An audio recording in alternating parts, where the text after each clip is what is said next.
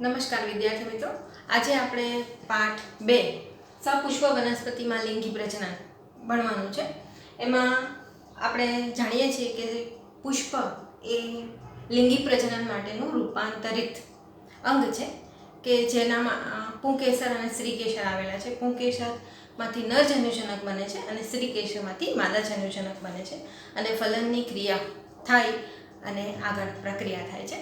તો આપણે આજે જે ટૉપિક લેવાનો છે આપણા આ વિડીયોમાં, તેમાં છે પૂર્વફલન રચનાઓ અને ઘટનાઓ.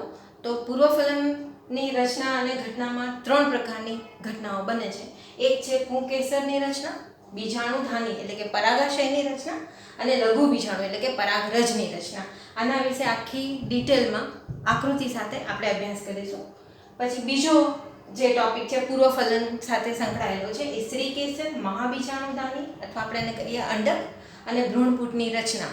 આ જે ટોપિક છે એ બીજા વિડીયોમાં જોઈશું. અને એના પછી ત્રીજો ટોપિક છે જે પરાગનયન. વિદ્યાર્થી મિત્રો, હવે આપણે જે પૂર્વફલન રચના અને ઘટનાની વાત કરી એમાં સર્વપ્રથમ ટોપિક છે આપણો પુંકેસર, લઘુ બીજાણુધાની અને લઘુ બીજાણુ. તો આપણે એ ભણતા પહેલાં આપણે પુષ્પના છેદથી આમ તો પરિચિત છીએ, છતાં પણ એકવાર પુનરાવર્તન કરી લઈએ કે પુષ્પનો જો છેદ લેવામાં આવે તો અંદર આપણને ખબર છે કે 4 ચક્રો જોવામાં આવે. 2 સહાયક ચક્ર, એમાં આપણે વ્રજરજ પત્રો હોય છે તેને સહાયક ચક્રમાં સમાવેશ થાય છે. બીજું આ જે દેખાય છે આપણને દલપત્રો છે, બરાબર, એટલે દલચક્ર એ પણ સહાયક ચક્ર છે. અને બીજા 2 ચક્ર આપણે કહીએ છીએ કે આ પુંકેસરો દેખાય છે તો કે પુંકેસર ચક્ર અને સ્ત્રીકેસર ચક્ર બંને પ્રજનન ચક્રો તરીકે ગણાય છે. અને આપણને એના વિશેની માહિતી છે. આટલી માહિતી આપણી પાસે છે અને હવે આપણે પુંકેસર અને સ્ત્રીકેસરની રચના અને એના વિશે આગળ ડિટેલ આજે ભણવાનું છે. તો પુંકેસરની રચનાની વાત કરીએ તો ઉપરનો ભાગ જે છે એને પરાગાશય કહીએ છીએ. આ આખો તંતુનો ભાગ છે તે પુંકેસર તંતુ છે. અને સ્ત્રીકેસરની વાત કરીએ તો સ્ત્રીકેસરમાં આ પરાગાસન છે, આ પરાગવાહિની કહેવાય છે. અને નીચે જે છે આ ઝાડુ દેખાય છે તે બીજાશય અથવા એને અંડાશય કહેવાય છે. આ થયો પુષ્પનો છેદ. હવે આપણે પુંકેસર વિશે પહેલાં જોઈશું. તો આગળ જઈએ. હવે આપણે સર્વપ્રથમ પુંકેસરની રચનાની વાત કરવાની છે. તો કે પુંકેસર એટલે આ પરાગાશય છે, બાહ્ય રચનાની વાત કરીએ. એના પછી આપણે અંતસ્થ રચના એના આડાછેદની વાત કરીશું. તો કે આ પરાગાશય છે, આ વચ્ચેની એની રેખા છે, આ તંતુ છે, આ પુંકેસરની રચના છે. તો કે લાક્ષણિક પુંકેસર 2 ભાગ ધરાવે છે. એક છે લાંબો અને પાતળો દંડ જે છે તેને તંતુ કહેવાય છે. અને આ જે અગ્રભાગ જેને પરાગાશય કહેવાય છે એ બહારથી આપણને દ્વિખંડી દેખાય છે. આમ પણ એ દ્વિખંડી હોય છે, એટલે કે 2 ખંડો ધરાવે છે. તો એ પરાગાશયનો ભાગ છે. તંતુનો જો નિકટવર્તી છેડો આપણે કહીએ છીએ કે પુષ્પાસન અથવા દલપત્ર સાથે જોડાયેલો હોય તો એ જે પુંકેસરો છે એ દલલગ્ન પુંકેસરો કહેવાય છે.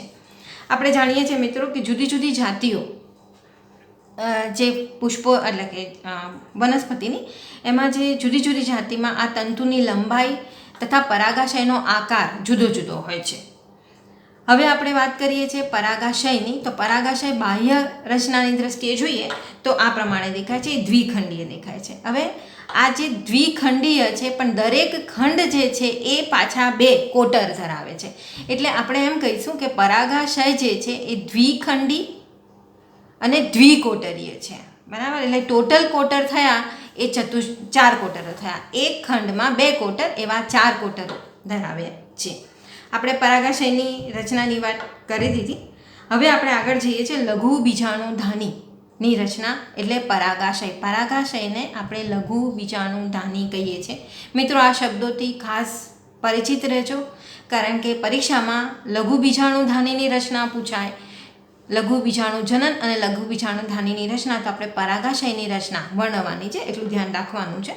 હવે અહીં મેં આકૃતિ દોરી છે જે તે તરુણ પરાગાશયનો છેદ છે, એટલે કે લઘુ બીજાણુધાની બતાવી છે. મેં વાત કરી કે આપણે કે પરાગાશય અથવા લઘુ બીજાણુધાની જે છે એ 2 ખંડ ધરાવે છે. તો આ એક ખંડ છે, આ બીજો ખંડ છે, અને તે પાછા 4 કોટર ધરાવે છે. તો આ એક ખંડમાં આ 1, 2 અને બીજા ખંડમાં 1 અને આ 2 એમ ચતુષ્કોટરીય રચના છે. આ જે વચ્ચેની રચના દેખાય છે આ આડો છેદ છે, તો વચ્ચેની રચના દેખાય છે તે સંયોજક સ્તર છે. અને આ જે 4 ભાગો છે એ પોષક એટલે અલગ અલગ 3-4 પ્રકારના સ્તરો છે એની વાત આપણે કરીએ તો આ તરુણ પરાગાશયનો છેદ જણાય છે. લઘુ બીજાણુધાનીનો આડો છેદ જોતાં તેની બાહ્ય સપાટી ગોળાકાર દેખાય છે. તે સામાન્ય રીતે 4 સ્તરો જોવા મળે છે, 4 દિવાલીય સ્તરો છે.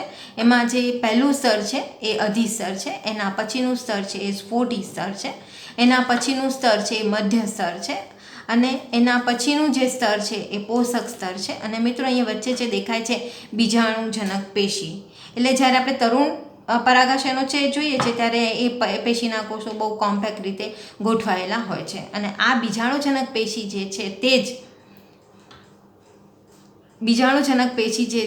જ આગળ આપણે લઘુ બીજાણુજનનની પ્રક્રિયામાં ભાગ લેશે. હવે આપણે આગળ જોઈએ.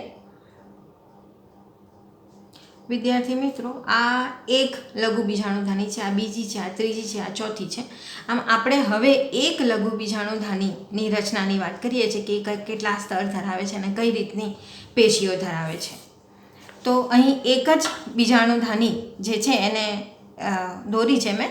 તો આ સૌથી બહારનું સ્તર છે તે અધિસ્તરનું સ્તર છે, એના પછીનું સ્તર છે તે સ્ફોટી સ્તર છે, એના પછી વાત કરીએ તો આપણે મધ્ય સ્તર દેખાય છે, અને એના પછીનું એક પોષક સ્તર છે. મિત્રો, આ પોષક સ્તર એ આ લઘુ બીજાણુ માતૃકોષોને પોષણ આપવાનું કામ કરે છે. અને આ જે કોષો દેખાય છે એ લઘુ બીજાણુ માતૃકોષો કહેવાય છે, એને પીએમસી કહેવાય, અથવા એને બીજું નામ છે પરાગ માતૃકોષો. મિત્રો, આ પરાગ માતૃકોષો જે છે તેમાંથી જ પરાગરજ એટલે કે લઘુ બીજાણુની ઉત્પત્તિ થાય છે. તો જોઈએ તો અધિસ્તર જે છે તે તંતુમય, સ્ફોટી સ્તર છે તે, અને આ મધ્ય સ્તરો છે તે પરાગરજ જે છે અંદર એનું રક્ષણ કરવાનું તથા સ્ફોટન પ્રેરવાનું અને પરાગરજને મુક્ત કરવાનું કાર્ય કરે છે. જ્યારે આ મિત્રો પોષક સ્તરનું કાર્ય બહુ અગત્યનું છે, તે વિકાસ પામતી પરાગરજને પોષણ આપવાનું કામ કરે છે. અને પોષક સ્તરના કોષો કંઈક વિશિષ્ટતા ધરાવે છે, તો કે એ પોષક સ્તરના જે આ કોષો છે એનો કોષ રસ ઘટ્ટ છે અને એક કરતાં વધારે કોષ કેન્દ્રો ધરાવે છે આ પોષક સ્તરના કોષો. કારણ કે આ જ્યારે પોષક સ્તરના કોષોમાં કોષ વિભાજન થાય છે ત્યારે ત્રાક નથી રચાતા, એટલે મોટાભાગે પોષક સ્તરના કોષો દ્વિકોષ કેન્દ્રી હોય છે. હવે જ્યારે પરાગાશયના તરુણ હોય છે ત્યારે તેમાં સઘન રીતે ગોઠવાયેલા સમજાત સરખા કોષોનો સમૂહ લઘુ બીજાણુધાનીની મધ્યમાં સ્થાન લે છે. આપણે જેને લઘુ બીજાણુજનક પેશીની વાત કરી. હવે આ જે લઘુ બીજાણુજનક પેશી જે છે એમાંથી જ લઘુ બીજાણુજનનની પ્રક્રિયા થવાની છે. બરાબર, લઘુ બીજાણુજનન એટલે પરાગરજ બનવાની પ્રક્રિયા. અને લઘુ બીજાણુજનન કોનામાંથી થાય છે? તો કે આ પીએમસી કોષો છે, લઘુ બીજાણુ માતૃકોષો, એનામાંથી લઘુ બીજાણુ ઉત્પન્ન થવાની પ્રક્રિયા થાય છે કે જેને પરાગરજ બનવાની પ્રક્રિયા કહીશું આપણે. તો લઘુ બીજાણુજનનની પ્રક્રિયાની વાત કરીએ તો કે જ્યારે પરાગાશય પરિપક્વ બને ત્યારે બીજાણુજનક પેશીના કોષો, એટલે આપણે કહીએ છીએ કે લઘુ બીજાણુ માતૃકોષો અર્ધીકરણ પામે છે. મિત્રો, આપણને ખબર છે કે જે પ્રજનન કોષો છે એમાં અર્ધીકરણની પ્રક્રિયા થાય છે. આપણે એ પણ યાદ રાખવું જરૂરી છે કે અર્ધીકરણની પ્રક્રિયામાં રંગસૂત્રની સંખ્યા અડધી થાય છે. હવે સવાલ એ આવે કે ઘણીવાર પ્રશ્ન પૂછાય છે કે ભાઈ લઘુ બીજાણુ માતૃકોષો છે એ દ્વિકીય કે એકકીય? તેનો જવાબ આવશે કે દ્વિકીય. લઘુ બીજાણુ માતૃકોષો જે છે એ દ્વિકીય છે, પણ એ અર્ધીકરણ પામીને જ્યારે લઘુ બીજાણુ બનાવે છે, એ જે કોષો બને છે એ એકકીય છે. મિત્રો, એ પણ આપણને ધ્યાન હશે જ કે અર્ધીકરણની પ્રક્રિયામાં 2 વિભાજન થાય છે. પહેલું વિભાજન થાય છે એમાં રંગસૂત્રોની સંખ્યા અડધી થાય છે, અને બીજું વિભાજન થાય છે તેમાં રંગસૂત્રની સંખ્યા એની એ જ રહે છે. તો આમ અર્ધીકરણને અંતે એક કોષમાંથી 4 કોષો અસ્તિત્વમાં આવે છે. એ યાદ રાખવું જરૂરી છે, તો જ તમને અહીં લઘુ બીજાણુ ચતુષ્ક અસ્તિત્વમાં આવે છે એની ખબર પડે. આપણે જઈએ તો કે પરાગાશય પરિપક્વ બને ત્યારે બીજાણુજનક પેશીના કોષો એટલે કે લઘુ બીજાણુ માતૃકોષો અર્ધીકરણ પામી લઘુ બીજાણુ ચતુષ્કની રચના કરે છે, એટલે કે 4 કોષો એક સાથે બને છે લઘુ બીજાણુ ચતુષ્ક. હવે આ જે લઘુ બીજાણુ એટલે કે પરાગ માતૃકોષનો દરેક કોષ જેટલા પણ માનો કે આ એક કોષ છે લઘુ બીજાણુ માતૃકોષનો, આ બીજું તો આ એક કોષ લઘુ બીજાણુ ચતુષ્કની રચના કરે છે, આ બીજો કોષ લઘુ બીજાણુ ચતુષ્કની રચના કરે છે. આમ લઘુ બીજાણુ માતૃકોષનો દરેક કોષ લઘુ બીજાણુ ચતુષ્કની રચના કરવા માટે સક્ષમ છે. એટલે મિત્રો આપણને ખબર હોય તો પરાગરજની સંખ્યા ઘણી બધી હોય છે. જો કોઈક વાર માનો કે જાસૂદનું પુષ્પ લીધું અને એની ઉપર એની પરાગરજ આપણે પીળા કલરની હોય છે અને જો એ આંગળી પર લઈએ આપણે તો બહુ નાના નાના નાના નાના ઘણા બધા કણો આપણને જોવા મળશે. અને એને જો આપણે સ્લાઇડ પર મૂકી અને પાણીનું ટીપું મૂકીને જોઈએ તો એક જ સ્લાઇડની અંદર અસંખ્ય પરાગરજો જોવા મળશે. બરાબર છે. તો આમ પરાગ માતૃકોષ જે એટલે કે પીએમસી છે, આપણે કહીએ છીએ પરાગ માતૃકોષ, એમાંથી અર્ધીકરણ દ્વારા લઘુ બીજાણુ સર્જવાની પ્રક્રિયાને લઘુ બીજાણુ જનનની પ્રક્રિયા કહેવાય છે, એટલે કે પરાગરજ બનવાની પ્રક્રિયા કહેવાય છે. લઘુ બીજાણુ સર્જાય ત્યારે તે 4 કોષોના સમૂહ સ્વરૂપે હોય છે, જેને લઘુ બીજાણુ ચતુષ્ક કે પરાગ ચતુષ્ક કહેવાય છે. હવે પરાગાશય જ્યારે પરિપક્વ થઈ જાય છે ત્યારે શુષ્ક બને છે, ડ્રાય થઈ જાય છે અને લઘુ બીજાણુ એકબીજાથી જે ચતુષ્ક હતા 4 કોષોનો સમૂહ હતો એ એકબીજાથી છૂટા પડે છે અને પરાગરજમાં વિકાસ પામે છે. દરેક લઘુ બીજાણુધાની, આ લઘુ બીજાણુધાની છે એક જ, તેમાં હજારોની સંખ્યામાં લઘુ બીજાણુઓ એટલે કે પરાગરજનું નિર્માણ થાય છે. જ્યારે આ આપણે કહ્યું કે સ્ફોટી સ્તર છે તો એ સ્ફોટન પામે છે ત્યારે ઘણા બધી પરાગરજો બહાર પડે છે, એટલે કે હવામાં કે પવન દ્વારા. આગળ આપણે જ્યારે પરાગનયનની પ્રક્રિયા ભણીશું ત્યારે પાછા પરાગ વાહકો વિશે પણ વાત કરવાની છે. તો આમ આ મુક્ત થાય છે. હવે આપણે આગળ વાત કરવાની છે કે પરાગરજની રચનાની વાત આપણે કરીશું. મિત્રો આપણે પુંકેસરની વાત કરી, લઘુ બીજાણુ ધાનીની વાત કરી, લઘુ બીજાણુ જનનની વાત કરી. હવે આપણે લઘુ બીજાણુ એટલે કે પરાગરજમાંથી નરજન્યુજનક કેવી રીતે બને છે એની રચનાની વાત આપણે કરવાની છે. એટલે કે પરાગરજ કેવું દેખાય છે બાહ્ય દ્રષ્ટિએ, એટલે કે આપણે બાહ્ય રીતે તો ખાલી એના કણ જ હોય છે, પણ આપણે માઇક્રોસ્કોપમાં જોઈએ તો એની સ્પષ્ટ રચના જોવા મળે છે. તો આપણે જોઈએ તો કે પરાગરજ નરજન્યુજનકનું પ્રતિનિધિત્વ કરે છે. વિવિધ જાતિની પરાગરજ બંધારણ બાબતે જેમ કે તેમના કદ, આકાર, રંગ અને સંરચના વગેરેમાં ભિન્ન હોય છે. પરાગરજ એક કોષીય રચના છે. તેના આકારમાં ગોળ, લંબગોળ, અંડાકાર, દંડાકાર એવા એના આકારો હોય છે. કેટલીક પરાગરજની સપાટી, બહારની સપાટી લીસી હોય છે અને કેટલીકની કંટકમય હોય છે.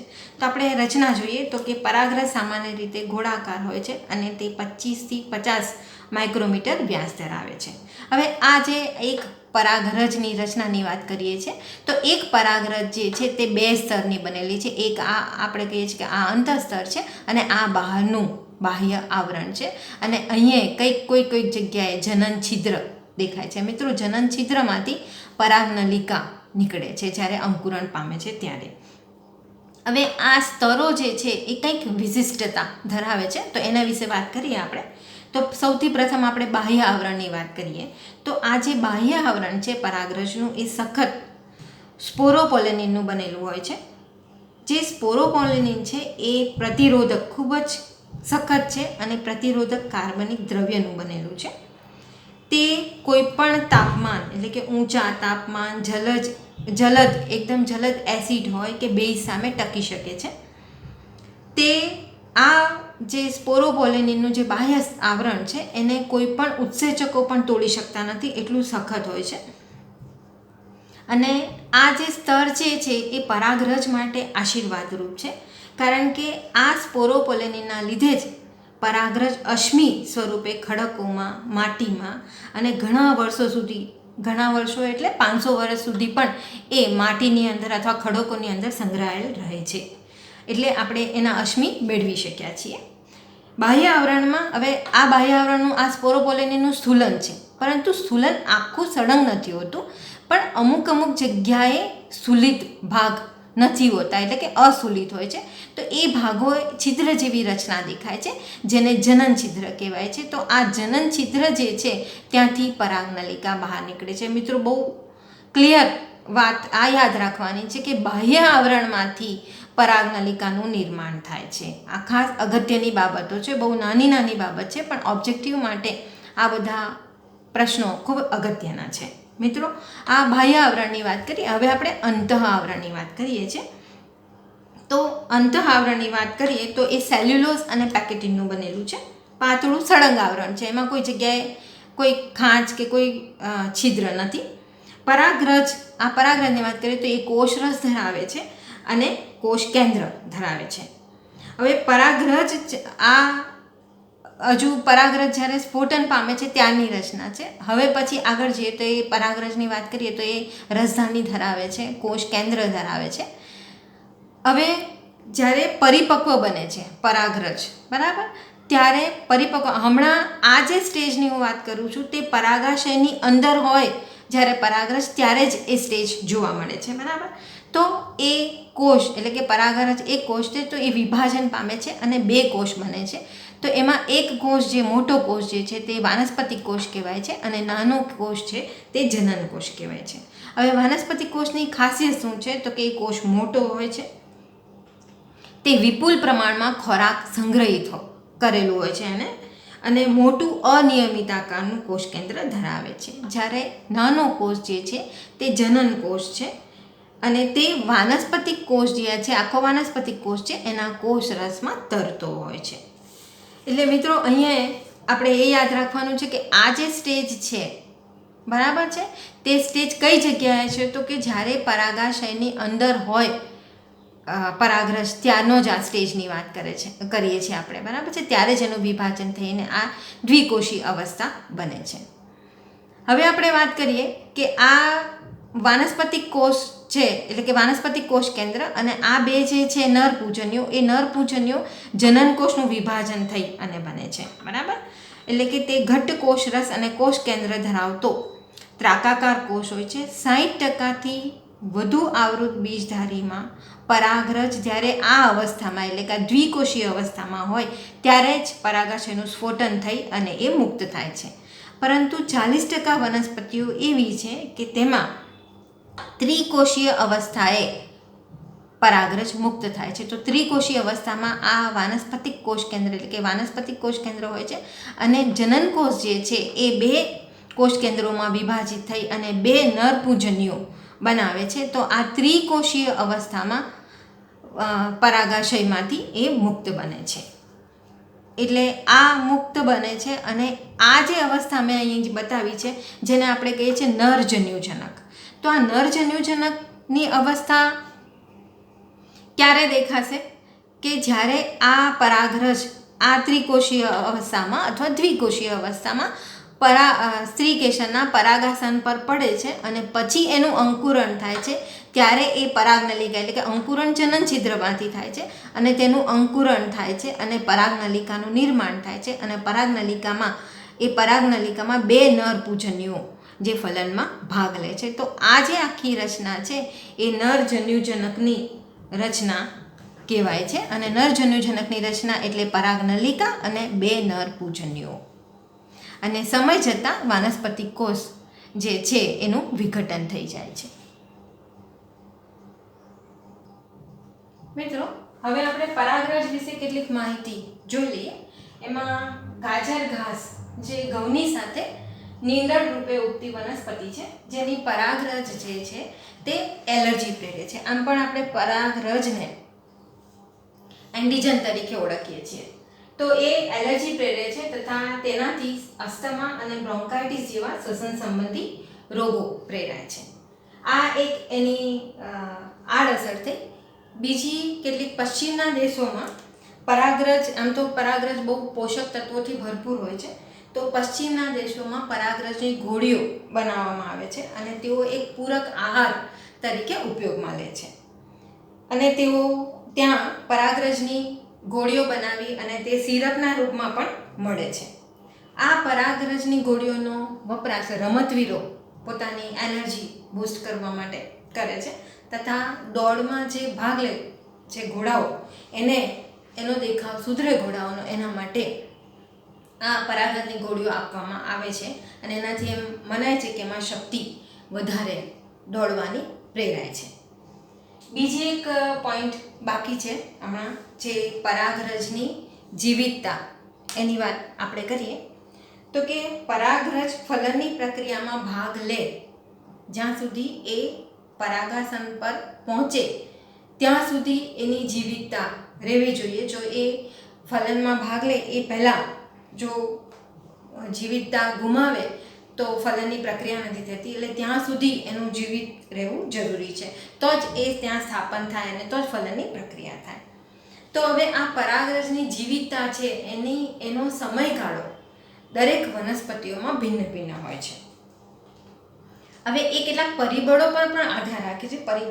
પરાગરજની જીવિતતાનો સમય પ્રવર્તમાન તો સમયગાળો તાપમાન અને ભેજ પર આધારિત છે. ઘઉં અને ચોખામાં વાત કરીએ આપણે તો પરાગરજ મુક્ત થાય એના પછીની 30 મિનિટમાં જીવિતતા ગુમાવે છે, એટલે કે 30 જ મિનિટમાં એને પરાગાસન મળી જવું જોઈએ તો જ ફલનની પ્રક્રિયા થઈ જાય છે. પછી કેટલીક ફેમિલી કુળ છે, દાખલા તરીકે રોઝેસી છે, લેગ્યુમિનેસી છે, સોલેનસી છે. આ કુળના સભ્યો તેની જીવિતતા મહિનાઓ સુધી, પરાગરજની જીવિતતા મહિનાઓ સુધી હોય છે, એટલે કે 6 મહિનાથી 1 વર્ષ સુધી એ જીવિત રહી શકે છે. હવે આ જે પરાગરજ છે એને જો આપણે સંગ્રહ કરવો હોય, જેમ આપણે બીજ નિધિની વાત કરીએ છીએ અથવા આપણે પ્રાણીઓના શુક્રકોષોનો સંગ્રહ કરીએ છીએ, તેવી રીતે પરાગરજને પણ -196 સેલ્સિયસ શુદ્ધ સુધી પ્રવાહી નાઇટ્રોજનમાં સંગ્રહિત કરવામાં આવે છે.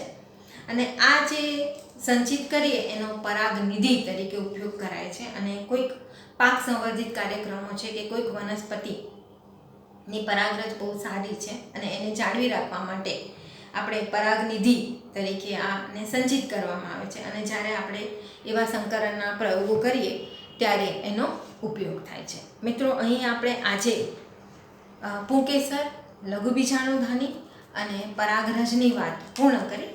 હવે આપણે જાયાણ એટલે કે અંડક, મહાબીજાણુધાની અને એની રચનાની વાત કરીશું આગલા વિડીયોમાં. આભાર.